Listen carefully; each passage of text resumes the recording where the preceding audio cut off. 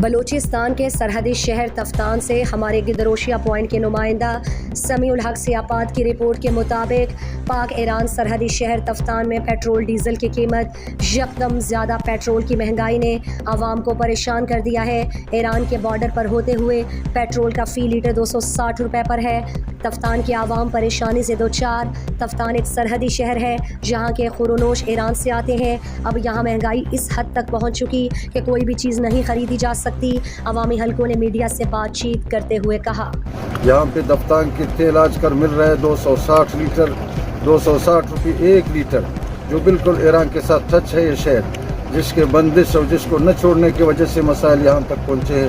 حکام بالا سے گزارش ہے کہ یہاں کے اشیاء خوردنوش جو ہے ایران سے آ رہا ہے، اسی وجہ سے لوگوں کا یہاں پہ زندگی کا بسر اسی پہ ہو رہا ہے۔ تو اس کو جب بند کیا جاتا ہے یا کوئی اور مسئلہ پیدا کیا جاتا ہے تو لوگ یہاں سے نقل مکانی پہ مجبور ہوتا ہے۔